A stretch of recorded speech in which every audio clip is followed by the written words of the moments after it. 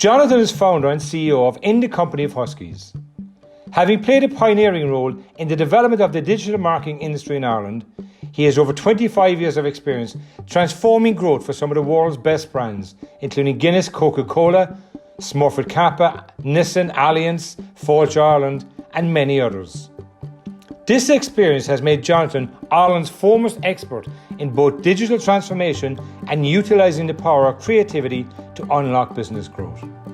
In recent years, Jonathan has built a high-performance team of Huskies that is unsurpassed in the industry. He is passionately focused on delivering world-class creative solutions and digital transformation that unlocks growth and delivers unprecedented commercial results for all. Jonathan, welcome to the Mindset Shift. It's great to have you here, and I'm really looking forward to sharing your adventure here this morning with the listeners. Morning, Tim. Thanks very much for having me. I'm very excited. So, tell me a bit about yourself. You know, your background and your upbringing. So I was born in 1970. I grew up in Rathfarnham. I grew up on a housing estate near Marley Park. The 70s, I've lived all my early life there, went to school in Rathgar, lived through the 70s, 80s and 90s. They were all very different decades and very different memories for each, actually. And had a very urban upbringing. So talk to me about your family setup. You know, had you siblings? Yeah, mum and dad, and then three other siblings, my brother Andrew, sister Catherine, and youngest sister Megan. And where do you fit in that order? I'm the third, with my youngest sister Megan. 7-year gap between me and her, about a 3-year gap between my older sister Catherine and my oldest brother Andrew. And what did Dad do? Dad was a quantity surveyor, a chartered quantity surveyor. So he basically described himself as a builder's accountant. Not too known for always getting their sums right, but he worked very hard here in Ireland. In the 80s, there was a recession, particularly hit the building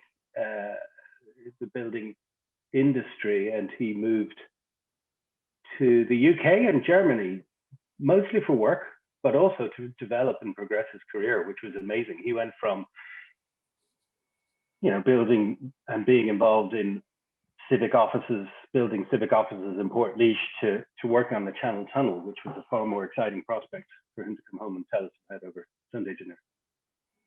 That's fascinating. I mean, the Channel Tunnel was, the extent of that project, was just enormous. And to have your dad working on it was kind of cool, wasn't it? Yeah, it was quite cool at the time, actually. It was something that I was very proud of. He then went on to build motorways in Germany. Again, another much more exciting prospect than the kind of work I think that was going on here at the time.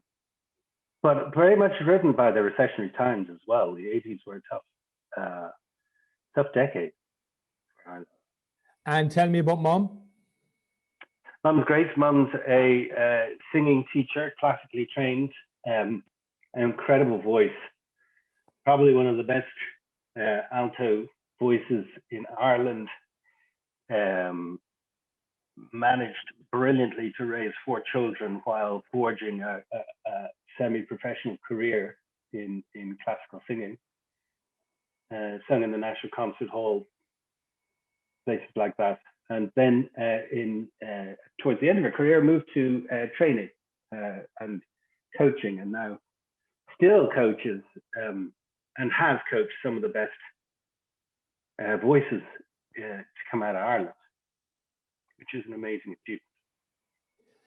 So, you made a point earlier about the 3 decades being very different, and we'll spend a bit of time looking at each of those decades. But when did you become aware of how talented your mom was as a singer in your childhood?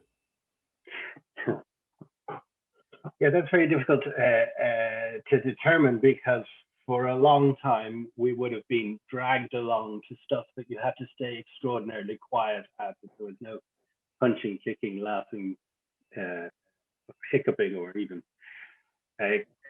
giggling. So I probably in my early teens, I would have started to recognize just how brilliant she was at what she did.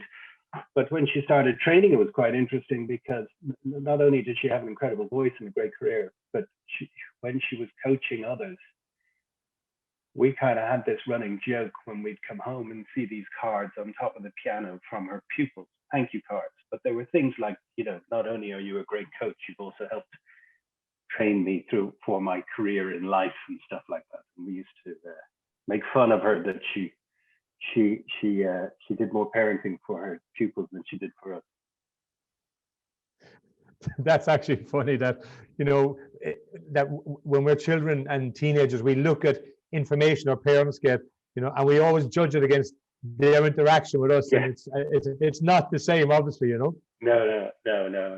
So yeah, great person. Parents, your dad was a quantity surveyor and exciting projects, motorways and the Channel Tunnel, really exciting. Your mom, a classical singer and an exceptional performer, in National Concert Hall. But if you look back at your life and say, I picked one thing up from my dad and I picked one thing up from my mom, what would they be? So I think, I'm not sure who I picked them up from, but I know probably from my mom, I picked up the value or the importance of hard work.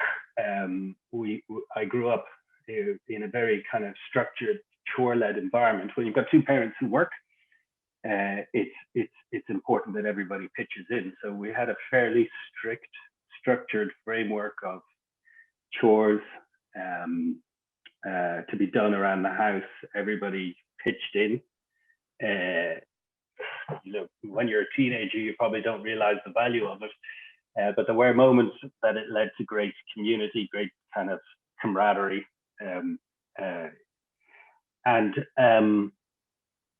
So hard work was important. I think the second thing that was probably important is value for money. I think my dad was probably good at instilling that in us, an understanding of the value of money, where we used to get paid our pocket money monthly. I remember when he first gave us that, I thought I was rich beyond my wildest dreams, and very quickly found out after 10 days that I'd be broke for the next two weeks or so. So we were also given a kind of a salary that was to last us the month, including our bus fare and everything. So we had to manage the whole thing. I think that worked really well. It was also probably a product of the times. There wasn't a lot of money around in the 80s, and those were probably the two things that I learned most for the stand out. I'm fascinated by the context of pocket money. I understand, but that they would actually give you a salary, which would, as you say, include your bus fares and stuff, and teaching you to manage that at a very young age is fascinating. That really is very different, Jonathan. Yeah, it was kind of interesting. All right. It meant that if you wanted something, you had to learn to save for it. It meant that if you couldn't afford it, you had to work for it. You had to find ways around the house. During the summer, my parents, my dad in particular, was quite good about setting up a chores list or a list of jobs that if you did over the summer, he would pay us for. So you could paint the outside walls and get a cost per square meter done. And I suppose we managed the upkeep of the house in that way. And then we also learned about, again, hard work and recognition of the value of money, which maybe has a lasting effect as you grow older. I don't know. Brilliant foundation, just the context of the community spirit within the family that you all muck in, that you get rewarded for your efforts, and then you've got to manage those rewards to the best of your ability because it's teaching you the value of money, it's teaching you that hard work pays, and pays off in different ways, not just in a monetary sense, but in an achievement sense. So brilliant learnings and brilliant lessons from both of your parents. Going on to second level, so you're into the 80s now at this stage, and you went to school locally. What was school like for you, Jonathan? Was it something that you enjoyed? Was it something you just did? What was your school life like? School life was great, actually. My memories, the 70s, the sun was always shining in the 70s. I think between the ages of 0 and 10, everything's always, your formative memories are those sunny days when you're playing water fights on the streets. And then the 80s was slightly different. I think it was, my memories are a bit darker, more drudgier, bit of a recession, harder work, I suppose, forcing, you're forced to grow up in your teens. And that's not something that anybody has an instruction manual for. So it was a little bit more challenging. I really enjoyed school. I wasn't great academically, but I was good at sport, good at friendships, good at developing relationships with our teachers. The school I went to was very good at encouraging that, not being dictatorial or too authoritative, which I thought was really good. And so I really enjoyed school. There were aspects of it that weren't great. The drudgery of day-to-day life, I think, kind of came to the fore for me in the 80s.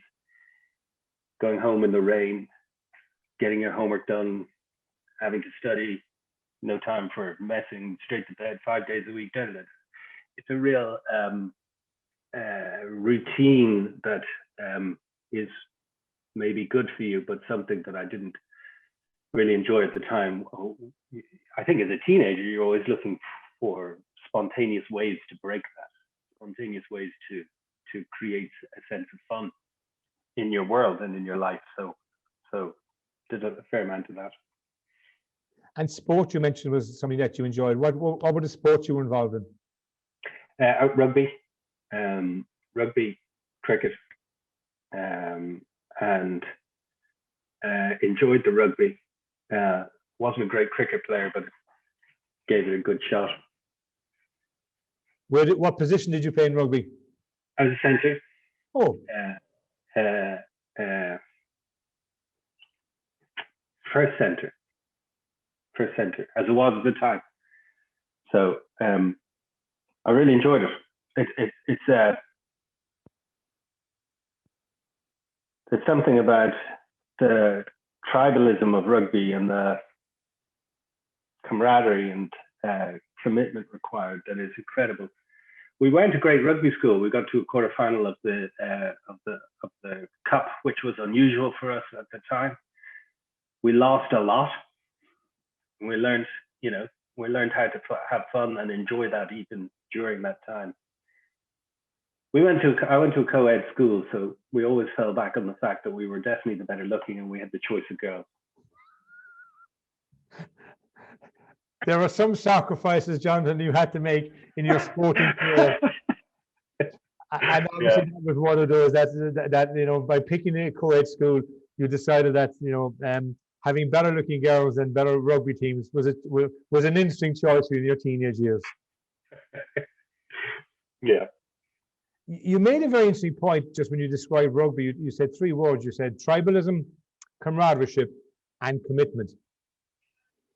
Yeah. And I'm trying to just understand the commitment context with the drudgery you explained, of school and walking home in the rain or getting home in the rain and doing your homework 5 days a week, which is another commitment that you have to go.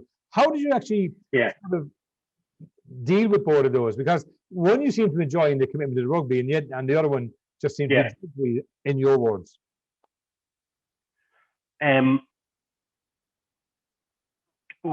Well, rugby is anything like rugby is all encompassing. You are there in the moment. You are committed to the game as it unfolds in front of you. There's nothing else in your life at that moment. It's a very strong way of immersing yourself in something that is all encompassing. I loved, there's all the cliches of fronting up for each other and standing shoulder to shoulder, and I genuinely enjoyed that. There's a great sense of friendship and purpose that comes into it, even though you're just chasing an odd shaped ball around the park. So the drudgery has a sense of, is all encompassing and has a sense of purpose and commitment to it that keeps you focused and engaged. The drudgery of to and from school, cycling in the rain, getting home to do your homework, running your chores if you had any, and all of that kind of stuff was just boring, really, I suppose. And breaking that up involved music. I think I was very, very into music from an early age, and still am, and had an early Walkman, which I was very proud of. And that broke up an awful lot of the drudgery. And it was also, music is a great place to send and express and feel emotions as a teenager. You start to find ways to express yourself. So if I developed a couple of points from that, was the music influenced because your mom was such a talented musician, or was it just your own genuine interest and that developed your love of music? It was probably more DNA related than anything else. My mom was cool enough at the time never to push me into music in a way that might have been forced. I completely regret it now, because I love music and I play music, but I don't have the foundation or the knowledge that I could have built from an early age, which would make it much more natural to me now. But the very fact that she didn't push it on me probably helped create a sense of ownership and a real understanding of its value that I grew myself rather than was forced on me. And anyway, as a classically trained musician, it was opera, it was musicals, it was classical music, which for a teenager doesn't really have a huge appeal. So it was probably more in my nature than nurtured by her to a great degree. And yet, very cleverly, she did deliver it all. And now I was just going to make that point. She actually was very clever, and the fact that she didn't force it on you, okay, but supported your love that was growing for the music. She ultimately achieved, you having a great love for music. What do you play? What instruments do you play, or what you play? I play the guitar, electric and acoustic. I play in a dad band with a bunch of friends, a stockbroker, a lawyer, an entrepreneur, a barrister, and and a guy in finance, and we meet up and we play irregularly, and it's a great escape. It's a great escape for us, and it's wonderful too, because we sometimes are lucky enough to play with real musicians. And one of the things that I notice they mention is that they love playing with amateurs because they get a great sense of what music means to people who don't get to play it that often and wish they could play it better. When you're a professional musician, it seems that, like anything, all day, every day, when it's your bread and butter and you're desperate, you're constantly in a proving ground, then it's not as enjoyable. And that's definitely indicative of the enjoyment we get from it.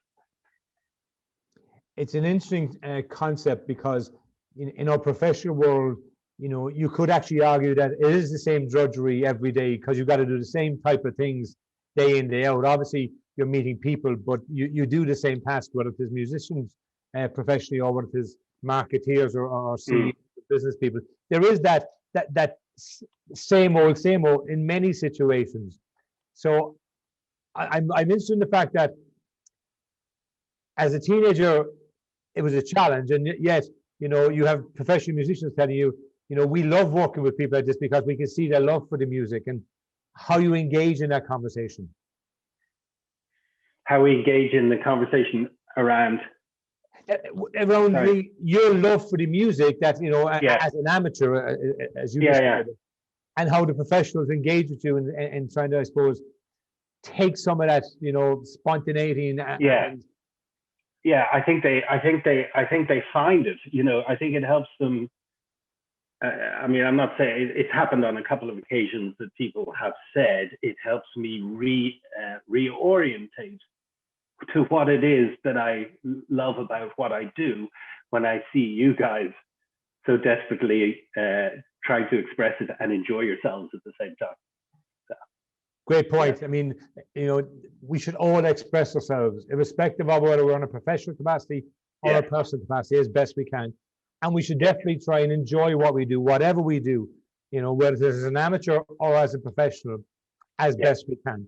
One thing is interesting, Jonathan, for me, in my own background, I played a lot of sport, and I was fortunate that, in my schools and in my club teams and other teams I played with, we were very successful. You described your sporting career in a rugby sense, in school as, you never won was the comment you made. How did you deal with that? Because it's very interesting, so I've often wondered how I would have been if I was, in teams that never won, because, you play against teams that never won, but because we were winning all the time, we kind of took success for granted at times. I'm just interested in your view of it from the other side. I don't suppose we knew anything else. We wanted to win. We probably had a relational targets or relative targets of what we were going to do. So if we were, if we got a scalp of one of the big teams in any one year, that was something to be proud of. If we beat our ongoing rivals, 3 or 4 teams that we would play every year, that would be the equivalent of who we play, then that would be, a win too. Getting as far as the quarterfinal of the Senior Cup was considered to be heroic at the time. And we also beat the favourites to get there in an extraordinary match that I've always held dear in my memories. So I think it's relative. I suppose the only reason that I would have brought in the fact that we lost an awful lot is that since then, I've kind of got to know the wider rugby arena and probably recognized that outside of our little world, there are a number of schools that dominate completely and absolutely and feed the system, a system which I really, which I love. So I probably was naively unaware of that dominance at the time. You went to college then, so the decision to take the course, how did you make that decision? That decision was probably more forced on me by my academic achievements than the one that I wanted to make. I ended up doing arts in UCD.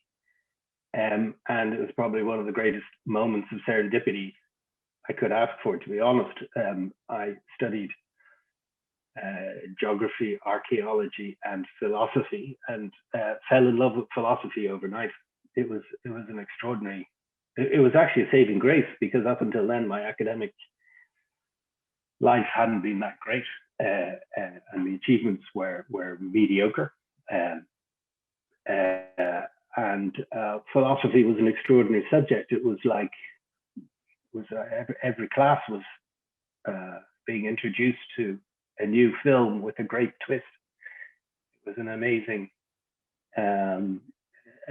part of my brain that I had never figured or used before, and so it was very exciting and stimulating, and I fell in love with it and did really well at it, actually. So what was college life like for you? So you fell in love with philosophy, as you said, and obviously that opened your mind and gave you just a new sense of of energy. I would describe it as, and my impression is you enjoyed college life then. Yeah, absolutely. I was described by one of my tutors as a selfless hedonist and part-time philosopher, which actually sums up my college days for sure. I really enjoyed them. It was a great break from the drudgery of the 80s for sure, and it was, and I think that's what's so good about any aspect of third level education. It's not necessarily what you do; it's the space that you're given to find out things about yourself and life that you wouldn't find if you go straight into work. And it's an amazing thing. And you know, an arts degree is something that although I fell into it, is something that I very a great advocate of, actually, for that reason. So now you're at a stage of your life where you have an arts degree. Your mind has been opened by the philosophy and what that has, you know, shown you in those years in college. And what did you want to do at that stage in your life? I had no idea.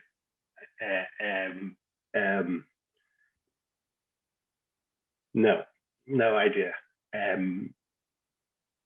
What I did know was that I didn't want to work in a standard office role, was all I thought at the time. I didn't necessarily want to work outdoors or in sport. I had an understanding of the importance of finding something to do, maybe the importance of earning, but I wasn't quite sure what that was, and I ended up I went away traveling for a bit, and I came back and did a FOSS course at the time, which is courses where the government paid you to go and study so that people like me could find themselves employable. And it was great to get paid to learn something.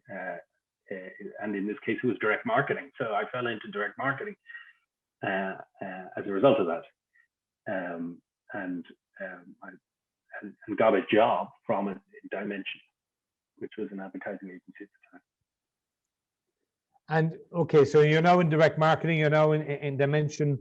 How did your career progress then for the next period of years? Well, they were very interested in how a philosopher could add any value to the agency. And I think I had a glib line in the interview that philosophy was about exploring creativity within the confines of logic. That might have made a bit of sense, and that helped me get through the door. And the other thing I think that helped me get through the door is that advertising is an industry that has even then looked for different skill sets and different capabilities in order to help replicate an impression of what the world is within the microcosm of the agency. And I think I maybe sat into one of those diverse roles. How did you find your early years in the marketing world? I loved it from day one. It was I didn't feel like I needed to be anywhere else. I was very proud to be working in an industry that was, driven by creativity. I had an option to go away on those visas, a Morrison visa at the time, and I let it go because I loved what I did, and I had some great mentors and a great boss, and really enjoyed it. Really enjoyed it. So, how did your career progress then over following your entry into that world? So in Dimension, I worked with a guy called Michael Colleen, an amazing man who since went on to launch Dialogue, an agency, and now the CX company. And he was amazing. He had an incredible, he had worked in the States, and so he had this incredible liberal approach to management, which was kind of treating you as a human being and not as an authoritative manager, which was inspiring. really inspiring at the time. I stayed in Dimension for a good while. I developed to become an AD. I worked under JP Donnelly, who's now the chairman of Ogilvy here in Ireland. Great man, amazing influence, who could handle any amount of pressure, it seemed, that the world threw at him and the agency. And then I left to Dimension to work in a place called Marketing Network, which was the largest below the line agency at the time, with Kieran Killeen and Neil Harvey. That was fantastic. That was hard working. I worked on some extraordinary accounts in the retail sector in particular, which helped, which forged a new understanding of what hard work was about. And left there in 1999 to set up Cybercom with my business partner at the time, Keith Lee, from Strategy, later to become Connolly Park. And that was an amazing thing to have done at the time, as young as I was. Now I was 28, 29. It's still, now it feels like it was very young. So you set up your company, and in 1999, Michael, obviously in Dimension, you talked about his liberalism in how he led people, and it's something I would really agree with the philosophy. You treat people as people, and and as individuals, and and respect them as that, and give them a chance to grow, which is really what we all want to do as individuals, irrespective of what age we are, whether we're just out of college or at any stage of that. We want to grow and be a little bit better every day. Did that influence you as you started to set your own company up and move on in your world? That liberalism approach? Massively. And I think it's still a huge part of the Huskies culture today. If we were to describe our culture in a sentence, we talk about a hardworking agency that treats people like human beings first. And although the first comes last, it's actually a really important reference. I have always felt, since working with Mick, that the job is to treat people like grown-ups, and provided that they are always behaving and delivering like grown-ups, then that's the contract.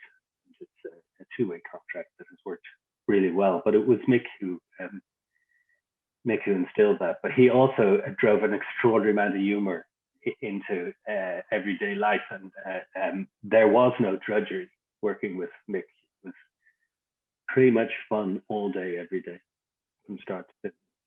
So as CEO now of the Huskies, talk to me about the things that are important for you in how you lead the company.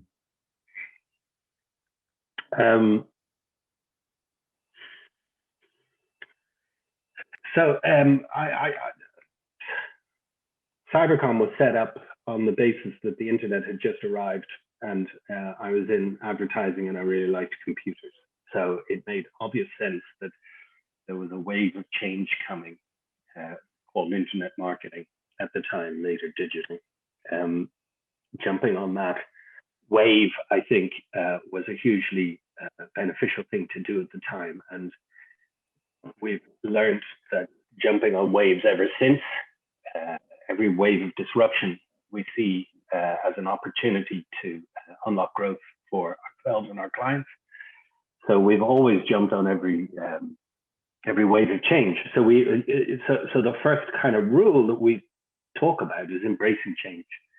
We're a bunch of people who just love to know what's next, to try and figure out the future, do our best to live in it, because it never actually arrives. And that's a critical aspect, I think, of our culture, and people are naturally attracted to it. So it's a part of each individual's makeup, I think, in Huskies. The other thing I think is very important to us is that grown-up thing. It's really important from my perspective that people, that I am accountable and work at pace, and that is something that we expect of everybody. And I think it does make for a flat management environment, and it does mean that we're all helping each other out and fronting up and jumping in when we need to, and just supporting each other in that regard. And then I suppose that then leads to a sense of leadership that my team and I think have around a sense of collaborative leadership and over authoritative leadership. So it's more about, a really important aspect of what we do is knowing about when to ask others for help, when to step in with others, when to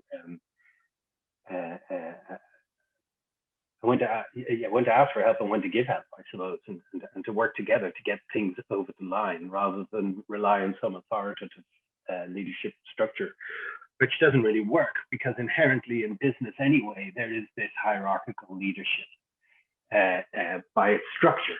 The shareholding structure demands that kind of thing. So it's going to be a dictatorship. We may as well be a benevolent dictatorship in the way that we look after each other and work together. So I think those are pretty much key principles that we work by. And they're fascinating for me to hear, Jonathan, because it would concur with an awful lot of what I believe in: how you treat people, how you lead people, how you empower people, how you give people accountability and responsibility for that, how you create the openness and the communication culture to ask for help or to offer help and be supportive and collaborative, as you described. But that's not easily achieved. So what are the things that you make sure happen to achieve that? Because many organizations want exactly what you've just described.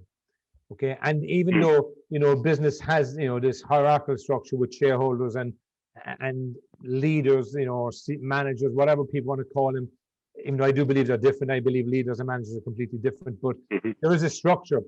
So, but many organizations would want what you've just outlined. How do you achieve that? How do you make sure that you pay the price to achieve it, and that your people understand what it is all about? Well, it wasn't always like that. I think I might have, in years gone by, got a little bit lost in the sense of the hierarchical nature of things. I once had a very good friend, mentor, and he went around and he spoke to everybody. He came back to me and he gave me my first job review in I think it was 14 years at the time, and it was eye-opening. First of all, that I hadn't ever thought I needed to do that in the first place, which was incredibly naive. And then secondly, eye-opening in terms of what I learned. And the biggest challenge at the time was that we just didn't have enough grown-ups in the room, a team that were strong enough to support me, that I was limited by my ability at the time, and that there would be no opportunity for growth unless you build a team around you that can help you grow. So that was the first big move. And the second big move was then, when you've done that, to try and figure out a way to deconstruct your ego in a manner that they're empowered and you start recognizing the value of collaborative decision making or leadership by management rather than entrepreneurial leadership. And I think that's been an extraordinarily has led to a sea change in the agency. And I think the one thing that drove that sense of that understanding within me of what needed to be done was a quote by John O'Donoghue, I think, or John Donoghue, which is, when you find yourself in the water grasping to the rocks, the best thing you can do is let go and float downstream. So it was about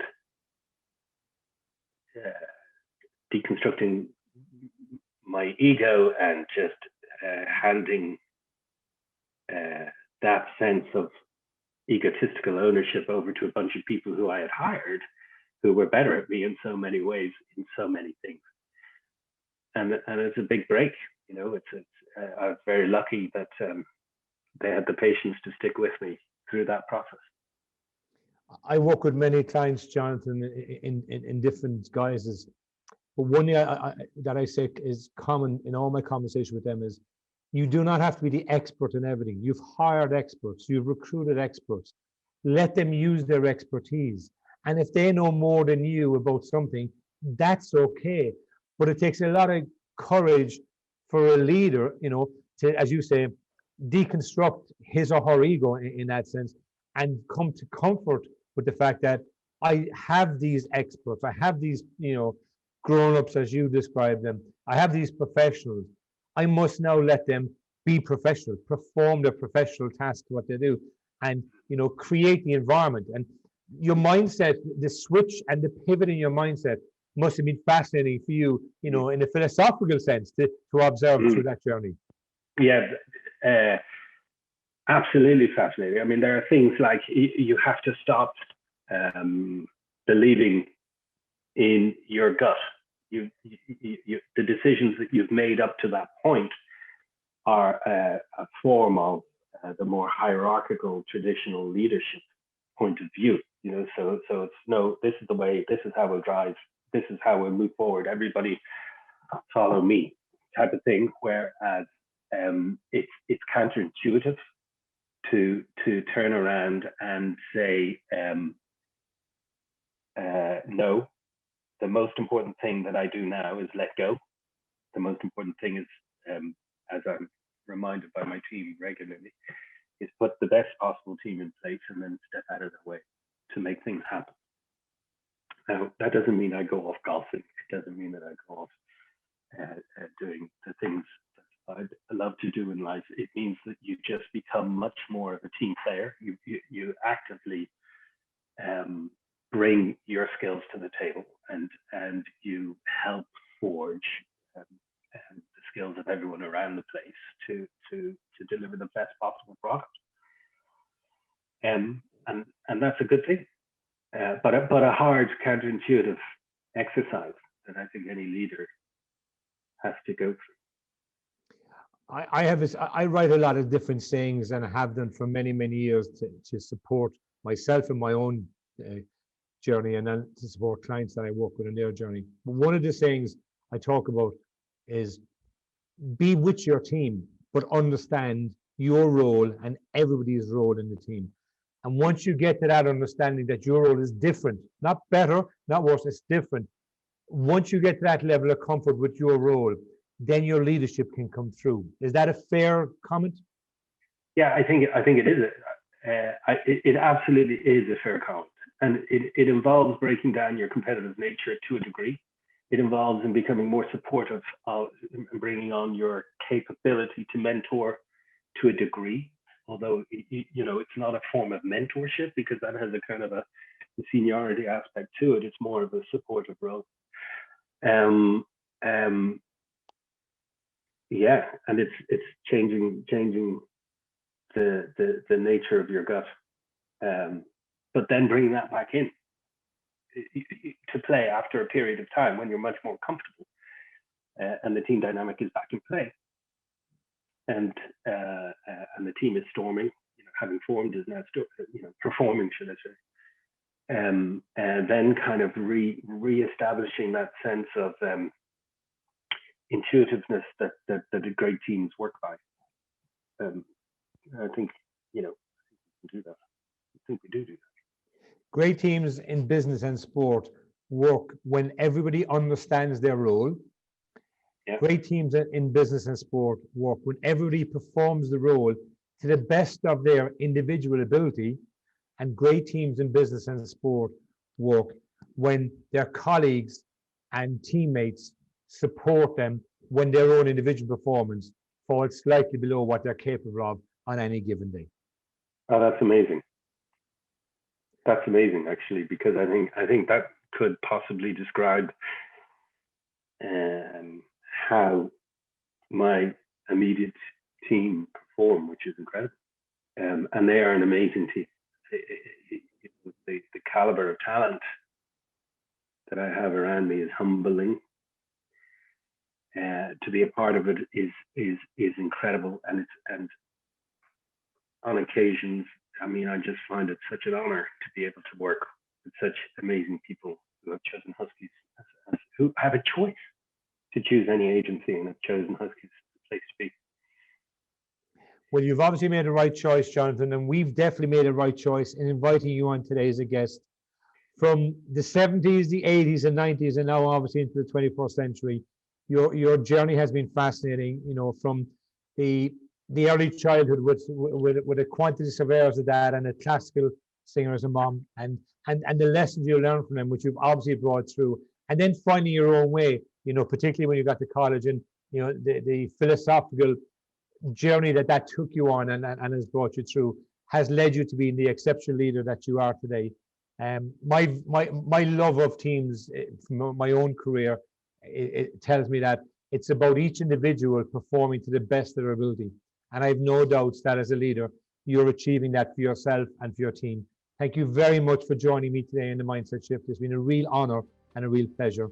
And I look forward to chatting to you again. Thank you. It has, likewise, it really has, and quite the adventure.